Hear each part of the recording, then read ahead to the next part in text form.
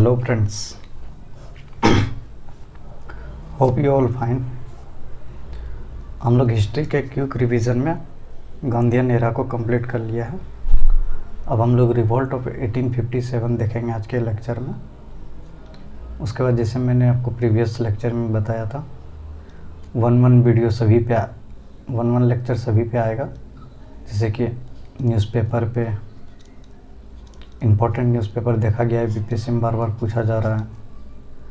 फिर आपको socio economic religious पे, फिर प्रेजेंट मोमेंट और ट्रैवल मोमेंट जो सब इम्पोर्टेंट सब पूरे ऑल ओवर इंडिया में हुए थे डिफरेंट रीजन में, उसको हम लोग देखेंगे, कवर करेंगे, ताकि हम लोग का रिवीजन जो है हिस्ट्री का, मॉडर्न हिस्ट्री का, वो एक संपूर्ण हो सके। और कंप्लीट होने के बाद हम लोग फिर टॉपिक वाइज क्वेश्चन सीरीज करेंगे बाइलिंगुअल फॉर्म में, जिसमें कि पूरे मॉडर्न हिस्ट्री को पहले कवर कर दिया जाएगा क्वेश्चन सेट से। उसके बाद फिर हम लोग एंशिएंट पे आएंगे, तब फिर मिडिवल पे आएंगे। इसी तरह आपको हर सब्जेक्ट को 1 से 1.5 महीने में कंप्लीट कर दिया जाएगा। उसके बाद हम लोग फिर टेस्ट सीरीज लगाएंगे। ओके फ्रेंड्स, चलिए अब देर न करते हुए आज के लेक्चर को स्टार्ट करते हैं। आज का टॉपिक है रिवॉल्ट ऑफ 1857। तो हम लोग पढ़ते हैं, पहले हम लोग पढ़ते हैं कि रीज़न क्या था रिवॉल्ट ऑफ 1857 होने का। ठीक है, तो बहुत को कोई पता होगा क्यों हुआ है रीज़न। जब हम लोग गवर्नर जनरल भी पढ़ना है हम लोग को, गवर्नर जनरल, उसकी भी हम लोग वीडियो लाएंगे, वीडियो सीरीज करेंगे। हम लोग को हर टॉपिक को टच कर देना है, ताकि एक भी क्वेश्चन हमारा मॉडर्न हिस्ट्री से लेफ्ट नहीं हो सके इस बार के 69th में। ठीक है फ्रेंड्स, चलिए। तो ये रीज़न सब जो था आपको हेल्प करेगा ये मेंस में लिखने में। मेंस का जब हम लोग लिखेंगे उसमें ये सब रीज़न आपको 1857 का बहुत हेल्पफुल करेगा। चलिए, तो हम लोग देखते हैं कि रीज़न क्या था 1857 रिवोल्ट होने का। फर्स्ट रीज़न लिखा हुआ है introduction of Enfield rifles.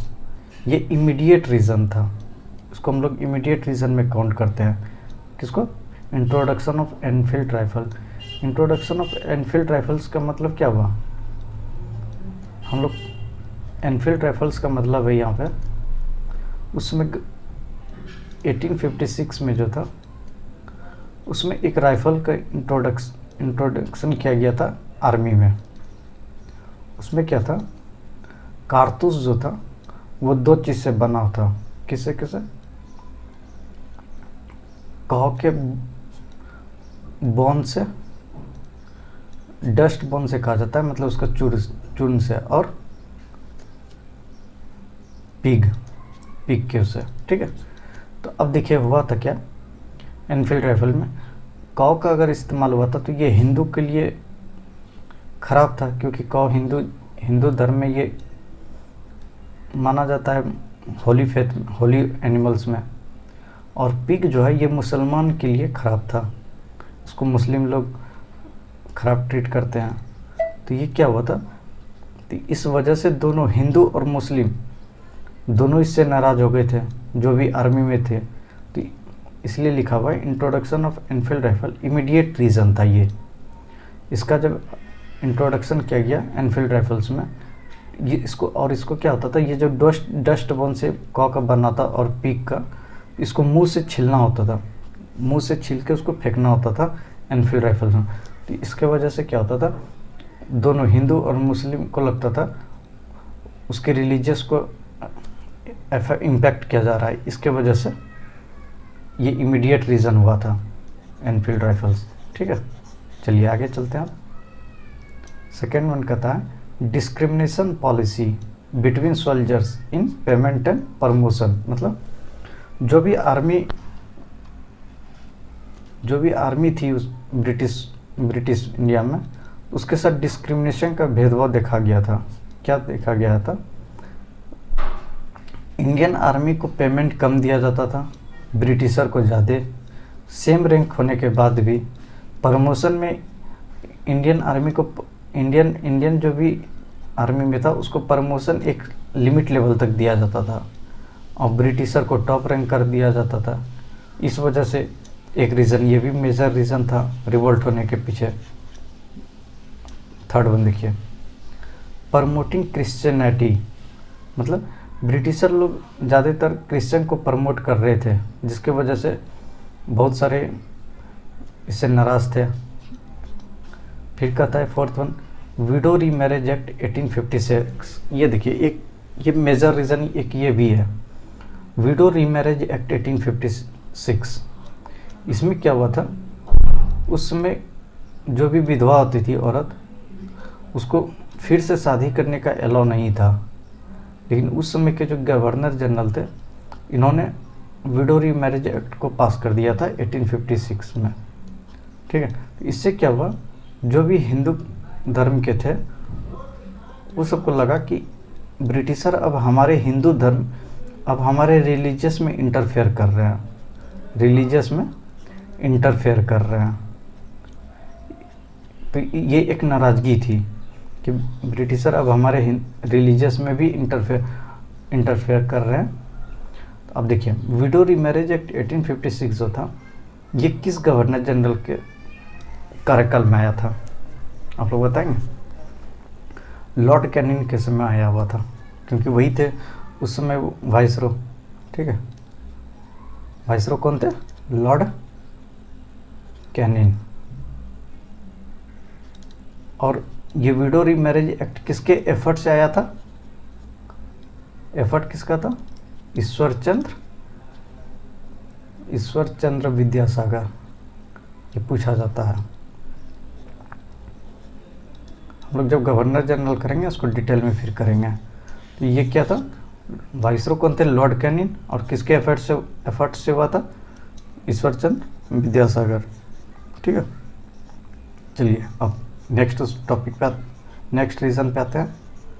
Next reason कहता है the general service establishment act 1856। तो एक जनरल सर्विस एनलिस्टमेंट एक्ट 1856, एक कानून आया था सर्विस को लेके 1856 में, जिसमें था कि इंडियन को सर्विस के लिए अब फॉरेन कंट्री भी जाना पड़ेगा, क्योंकि और उस समय समुद्र पार करना एक गुनाह समझता था उस समय के आदमी लोग। तो ये भी एक रीज़न बना था। फिर कहता है education for womens, introduction of policy of doctrine of lapse, सब ये भी एक मेजर रीज़न था। Introduction of doctrine of lapse, doctrine of lapse में क्या होता था, जैसे एग्जांपल लेके हम लोग समझते हैं। जैसे देखिए, सतारा था, इसमें कहता था सतारा प्रोविंस का जो भी राजा हुआ करता था, जो भी राजा था, अगर उसका, ठीक है, खुद का संतान नहीं है, अगर सन नहीं है, तो अगर वो एडॉप्ट किया है किसी चाइल्ड को, तो उसकी मान्यता ब्रिटिशर नहीं देगा, उसका खुद का होना चाहिए। और इस डॉक्ट्रिन ऑफ लैब्स के तहत उसको मिला लिया जाता था ब्रिटिश इंडिया में। ठीक है, तो एक रीज़न ये भी था। फिर 9th वन देखिए, एडमिनिस्ट्रेटिव रिफॉर्म्स, जिसमें करप्शन बहुत था, और एक रेवेन्यू सिस्टम। ये सब एक थोड़ा बहुत मेजर रीज़न इसमें 3-4 थे। जैसे इंट्रोडक्शन ऑफ एनफील्ड राइफल हुआ, डॉक्ट्रिन ऑफ पॉलिसी को हम लोग देखते हैं। ठीक है, doctrine of lapse, discrimination policy, widow remarriage act, general service establishment act, evolution, एक छोड़िए, एवोल्यूशन ऑफ सती प्रैक्टिस 1829। ठीक है, तो ये किसके कार्यकाल में हुआ था? एवोल्यूशन ऑफ सती प्रैक्टिस ये हुआ था वेरन हेस्टिंग के समय। ओ सॉरी, कंफ्यूज कर रहा हूँ इस जगह। विलियम बेंटिक थे ना, विलियम बेंटिक थे। ठीक है, तो सती प्रैक्टिस को एबॉलिश किया गया था, एक मेजर ये भी था। चलिए अब हम लोग आगे देखते हैं। आगे कहता है first soldier to oppose Mangal Pandey on 29 March 1857। First soldier कौन थे जो अपोज किए थे ब्रिटिश इंडिया आर्मी में, तो वो कौन थे? मंगल पांडे थे, जिन्होंने ब्रिटिश का अधिकारी का अपोज किया था सोल्जर में। कब? 29 मार्च 1857 को। और इसको पूछा जाता है कि ये किस परगना में थे? ये नॉर्थ 24 परगना में थे। कहाँ पे? बैरकपुर में। बैरकपुर में कहाँ? Cantonment 34 naval infantry. आपको ये याद रखना है। कौन सा इन्फेंट्री के ये थे? 34 नेवल इन्फेंट्री के थे। 29 मार्च 1857 को मंगल पांडे ने सबसे पहले अपोज किया था। फर्स्ट सोल्जर थे ये। और किस में थे? 24 परगना एट बैरकपुर। ठीक है। और 8 अप्रैल 1857 को इनको क्या किया गया? हैंग किया गया। हैंग टू डेथ, मतलब इनको डेथ की सज़ा दे दी गई हैंग करके। तो ये इम्पोर्टेंट, ये सभी से क्वेश्चन पूछा गया है, आप लोग को इस पर ध्यान रखना है। क्या क्या? कि फर्स्ट सोल्जर कौन थे? मंगल पांडे। कब इन्होंने अपोज किया था? 29 मार्च 1857 को। किस परगना से थे ये? नॉर्थ 24 परगना से। कहाँ पे? बैरकपुर कैंटोनमेंट में। किस नेवल इन्फेंट्री के थे ये? 34 नेवल इन्फेंट्री के थे। इनको हैंग कब किया गया? डेथ कब दिया गया? फांसी की सज़ा 8 अप्रैल 1857 को। ठीक है, चलिए आगे। 10 मई 1857 को कहा जाता है म्यूटनी ऑफ सिपाही एट मेरठ डिक्लेयर किया गया था। ऑफिशियल तरीके से डिक्लेयर कब हुआ था? 10 मई 1857 को। ये डेट याद रखना, 10 मई को। कहाँ पे? मेरठ में ऑफिशियल तरीके से डिक्लेयर किया गया था। चलिए देखिए, PM of Britain at time of revolt, ये बहुत इंपॉर्टेंट है। ये भी इसमें जितने आप लोग को क्विक रिवीजन में कराया जा रहा है, ये सभी इंपॉर्टेंट पॉइंट्स है, आपको ध्यान में रखना है। PM of Britain at time of revolt कौन थे? Vincent Palmerston. आप लोगों ने देखा होगा, अगर क्वेश्चन बना रहे होंगे तो यहाँ से डायरेक्ट क्वेश्चन पूछा जा रहा है, इसलिए इस नोट्स को आप लोग को अच्छे से तैयार करना है।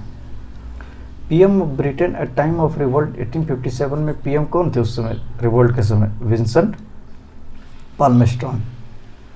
This revolt decided to start on 31 May 1857 but started on 10 May 1857 from Meerut UP. देखिए क्या कर रहा है, ये जो रिवोल्ट था स्टार्ट होना था 31 मई 1857 को ही, 31 मई को स्टार्ट होना था, लेकिन ये स्टार्ट कब हो गया? 10 मई को ही स्टार्ट हो गया। कहाँ से? मेरठ यूपी से। ठीक है, चलिए। India's first freedom struggle said by V D Savarkar. ये बहुत बार पूछा गया है कि 1857 रिवोल्ट को किसने कहा था इंडिया का फर्स्ट फ्रीडम स्ट्रगल है? तो वी डी सावरकर ने कहा था। सिंबल ऑफ दिस रिवोल्ट क्या था?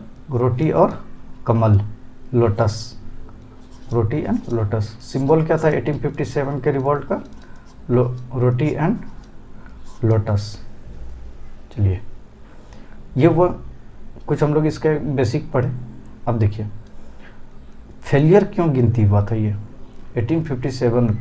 फेलियर क्यों हुआ था?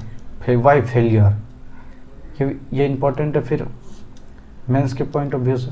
रीज़न क्या था फेलियर होने का? देखिए, नॉट स्टार्टेड ऑन फिक्स्ड है, हम लोग पढ़े, अभी जस्ट पढ़े। 31 मई को डिसाइडेड था,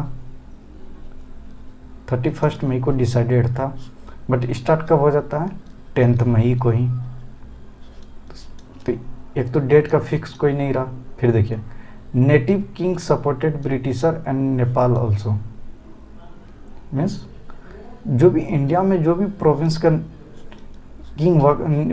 किंग थे, वो लोग मेजॉरिटी ज़्यादातर सभी ब्रिटिशर को सपोर्ट कर दिए, और नेपाल भी, क्योंकि नेपाल हमारा पड़ोसी था, वो उसने भी ब्रिटिशर को सपोर्ट कर दिया। इस वजह से इस फेलियर में गिनती होता है, इस वजह से फेल कर गया था 1857 का रिवोल्ट। अब देखिए, थर्ड है कम्युनल रीजन। कम्युनल रीजन का क्या मतलब है? कम्युनल रीजन का मतलब कर सकते हैं discrimination, spreading of message all over the country was completely untouched. मतलब इसका जो मैसेज था 1857 रिवॉल्ट होने का, ये पूरे ऑल ओवर कंट्री में ये फैल नहीं सका, मीन्स ये स्प्रेड नहीं हो सका कि हमें क्या करना है, पूरे कंट्री को ये टच नहीं कर पाया था, जिसके वजह से क्या हुआ, पूरे कंट्री में जो पीपल लगते वो अनअवेयर थे इस चीज़ से कि कोई रिवॉल्ट भी होना है या कोई रिवॉल्ट भी हो रहा है, वो लोग सभी आश्चर्यचकित में थे। तो इसीलिए इस वजह से ज़्यादा आदमी इसमें, मैक्सिमम आदमी इसमें पार्टिसिपेट नहीं कर सके। फिर देखिए लैक ऑफ वेपन्स की कमी थी, और ब्रिटिशर के पास हाईली ऑटोमेटिक वेपन सब हुआ करती थी, तो उसके सामने इंडियन लोग टिक नहीं पाता। फिर देखिए lack of supporting elements like railway, telegraph post, other means of communication, मतलब किसी भी युद्ध को जीतने के लिए एक सपोर्टिंग एलिमेंट होना ज़रूरी होता है, ठीक है। तो उस सपोर्टिंग एलिमेंट जैसे रेलवे था, रेलवे किस लिए, उसमें ट्रांसपोर्ट के लिए सबसे बड़ा माध्यम था उस समय, तो सपोर्टिंग एलिमेंट जो रेलवे था वो भी नहीं मिला।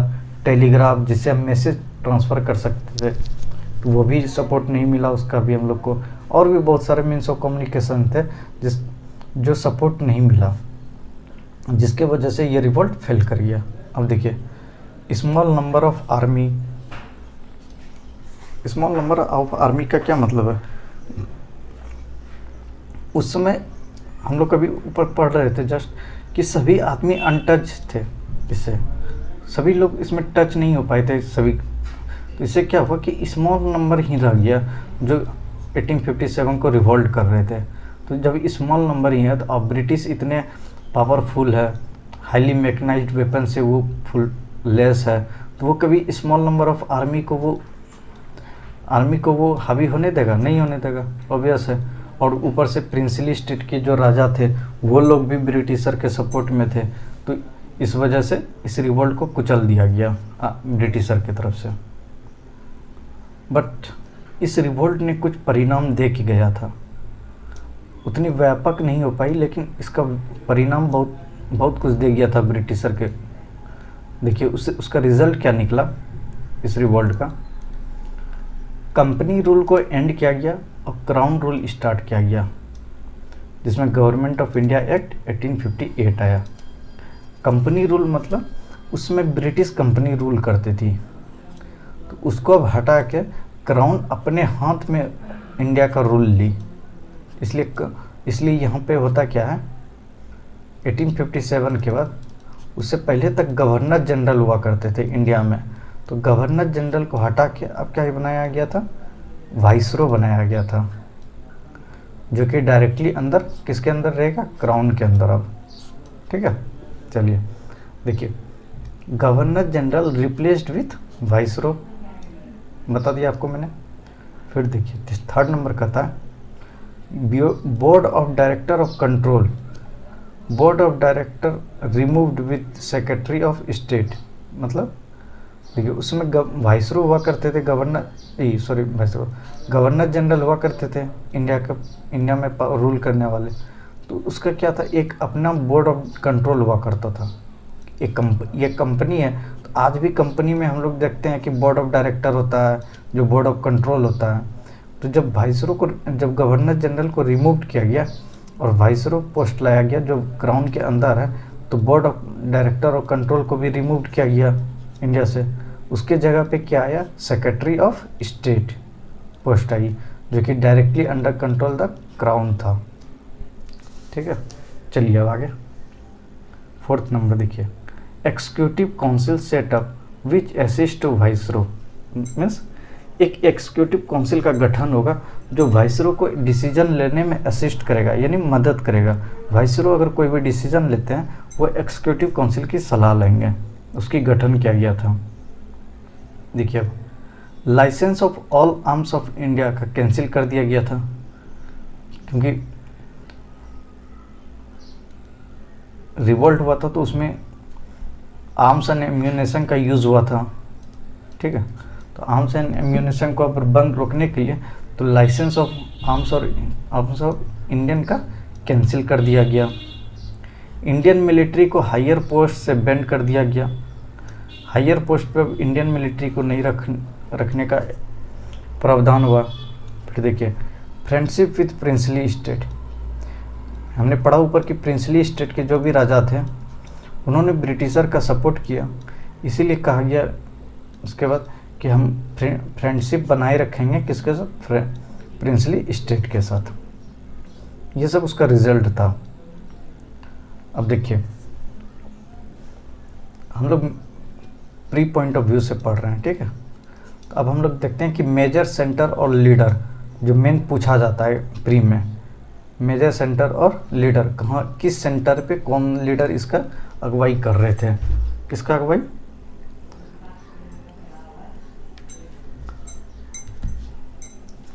सेंटर और लीडर। देखिए दिल्ली में क्या हुआ था,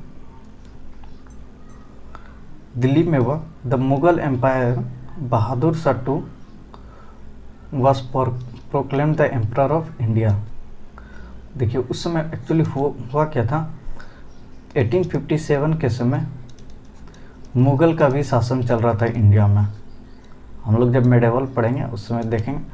और उस समय कौन थे मुग़ल में, बहादुर शाह एम्परर हुआ करते थे मुग़ल के, जो दिल्ली में थे, बहादुर शाह द्वितीय। ओके फ्रेंड्स, तो बहादुर शाह द्वितीय हुआ करते थे। तो इस रिवोल्ट में किसी न किसी को एक अगुवाई करना होता था। अब ये अगुवाई कौन करता, तो जो भी रिवोल्ट कर रहे थे उस समय इंडिया में, उन्होंने डिसाइड किया क्यों ना हम एम्परर बहादुर शाह जो था उन्हीं को ही हम अपना लीडर मान ले, इन्हीं के नेतृत्व में हम ये रिवोल्ट को आगे बढ़ाएं। क्योंकि बहादुर शाह उस समय एक ऐसे राजा थे जिसकी कुछ भी नहीं सुनी जाती थी। तो इनको बताया गया है उस समय कि आपको बेस्ट अपॉर्चुनिटी मिला है अगुवाई करने का। तो इनको भी लग गया कि नहीं कुछ अच्छा होने वाला है।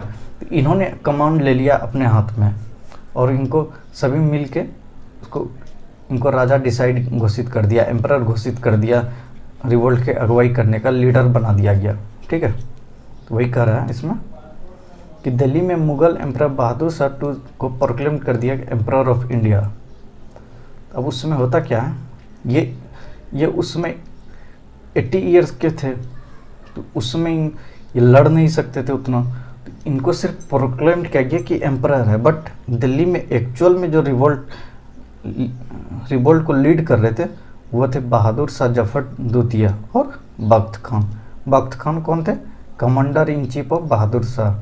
बहादुर शाह के ये कमांडर इन चीफ हुआ करते थे बख्त खान, और बहादुर शाह जफर द्वितीय ये दोनों मिल के दिल्ली में रिवोल्ट को लीड कर रहे थे। अब देखिए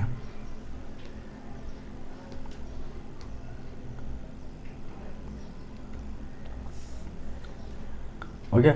अब देखिए कानपुर से कौन थे, नाना साहेब एंड तात्या तोपे। कानपुर से नाना साहेब एंड तात्या तोपे। नाना साहेब का ओरिजिनल नाम क्या था, धोंदू पंत। ये पूछा गया है कि नाना साहेब का ओरिजिनल नाम क्या था, ओरिजिनल नाम धोंदू पंत। और तात्या तोपे का था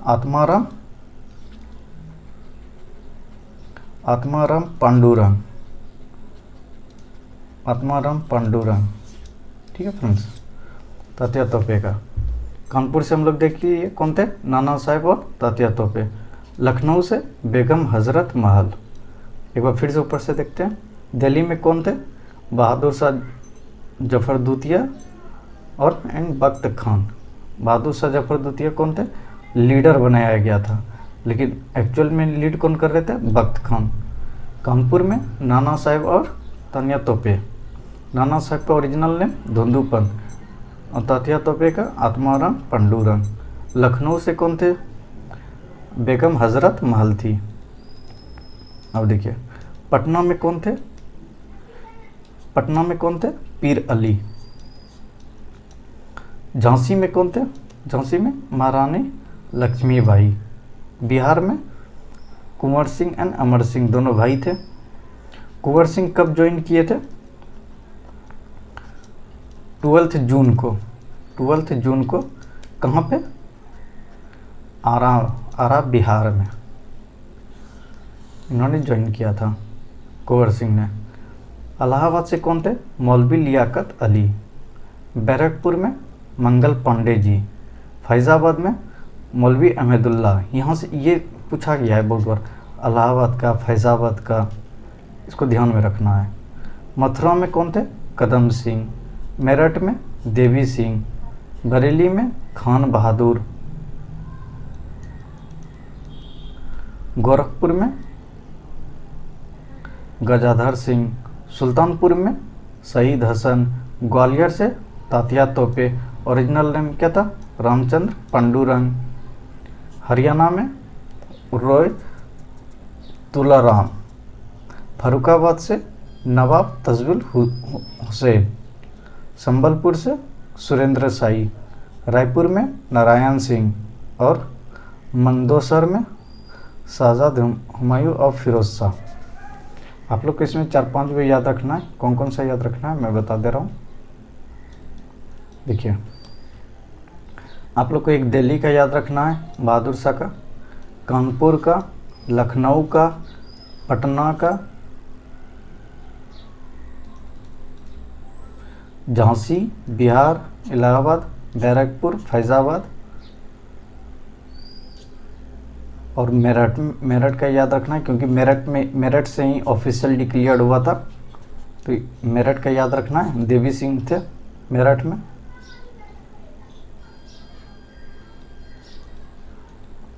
बस इतना आप लोग को याद रखना है। अब देखिए और क्या हुआ था इसमें। जब ये रिवोल्ट हुआ तो ये आप लोग को बहुत जगह ये नहीं मिलेगा। क्या नहीं मिलेगा?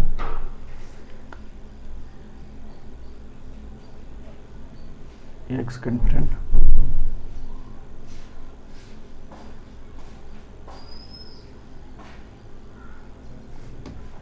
ये रिवोल्ट का सप्रेशन कौन किसने कहाँ पे किया था, ये इम्पोर्टेंट है। ये इस पर पूछा गया था, कौन किसने था। आरा में किसने सप्रेस किया था?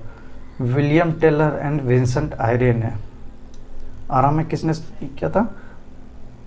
विलियम टेलर और विंसेंट आयरे ने। दिल्ली में किसने सप्रेस किया था? जॉन निकलसन एंड हुडसन ने। जॉन निकलसन और हुडसन ने। कानपुर में सर ह्यूज व्हीलर ने। कानपुर में किसने किया था? सर ह्यूज व्हीलर ने। लखनऊ में कैंपबेल ने। झांसी एंड ग्वालियर में ह्यूज व्हीलर ने। बरेली में कैंपबेल ने। अब देखिए एक चीज़ आप लोग नोटिस किए होंगे, ब्रिटिशर ऑफिसर बहुत कम ही थे जो हर जगह जा जा के उसको रिवोल्ट को सप्रेशन कर रहे थे। तो आप देखिए कि इतने कम ब्रिटिशर ऑफिसर जो हर जगह जा जा, जैसे कैंपबेल का देखिए लखनऊ में भी किया था और बरेली में भी किया था। ह्यूज व्हीलर को देखिए झांसी, ग्वालियर और कानपुर में भी किया था। तो इससे हम लोग को क्या कंक्लूजन निकाल सकते हैं कि हमारे में कोऑर्डिनेशन नहीं था इतना। अगर हमारे में कोऑर्डिनेशन अच्छी होती तो ये जो ब्रिटिशर ऑफिसर थे इनको मौका नहीं मिलता सप्रेस करने का, क्योंकि ये हर जगह जा जा के सप्रेस कर दे रहे थे। तो हम लोग कोऑर्डिनेशन की कमी थी सबसे बड़ी। और लीडर, कोऑर्डिनेशन, लीडर और क्या बोल सकते हैं, प्लानिंग का। किसी भी चीज़ को सफल करने के लिए प्लानिंग की बहुत ज़रूरी होती है। जैसे हम लोग 69th बीपीएससी की प्री की तैयारी कर रहे हैं, तो हम लोग को एक प्लानिंग के तहत चलना हो रहा है, कहाँ से ज़्यादा पढ़ना है, किस टॉपिक को ज़्यादा फोकस करना है। तो प्लानिंग की सख्त ज़रूरत होती है। तो हम लोग एक बार इसको फिर से देखते हैं। आरा में कौन थे? William Taylor and Vincent Ayre.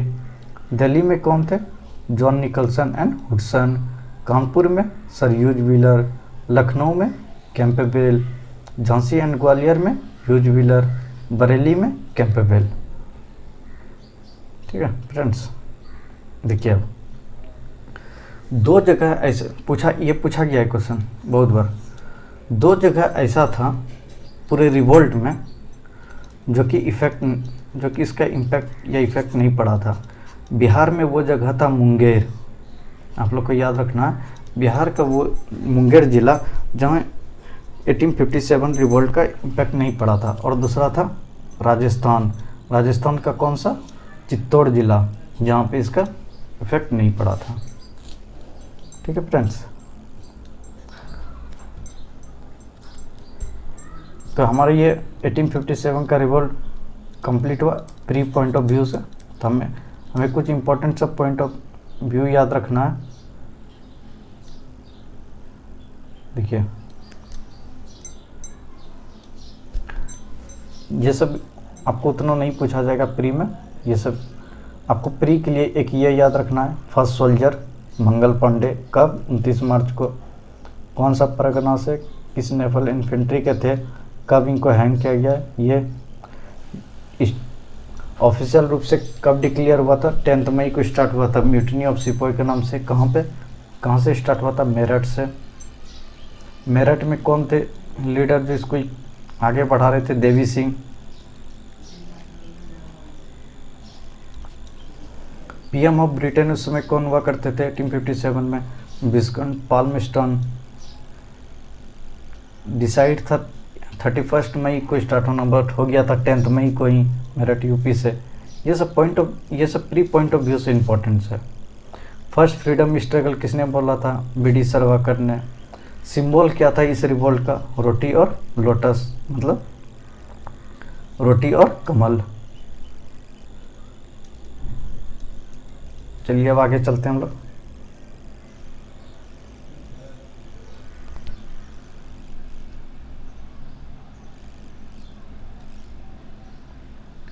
इसका रिजल्ट भी हम लोग को प्री ऑफ पॉइंट व्यू से उतना इम्पोर्टेंट नहीं है। उसके बाद हम लोग को प्री पॉइंट ऑफ व्यू से मेजर, सेंटर और लीडर को याद रखना है।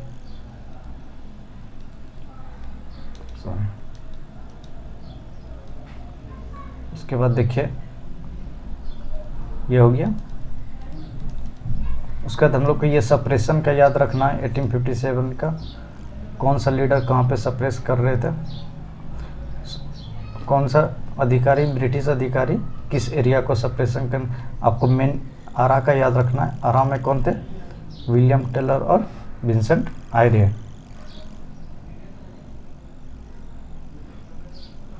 बिहार का मुंगेर जिला जो थे वो इम्पैक्ट नहीं पड़ा था, इससे इतना याद रखना है आप लोग को फ्रेंड्स। चलिए थैंक यू। नेक्स्ट वीडियो हम लोग सोशो रिलीजियस इकोनॉमी या किसी और पे कर लेंगे। तब तक के लिए थैंक यू। अच्छा लगे आप लोग को तो लाइक कीजिएगा, शेयर कीजिएगा। Signing off, thank you.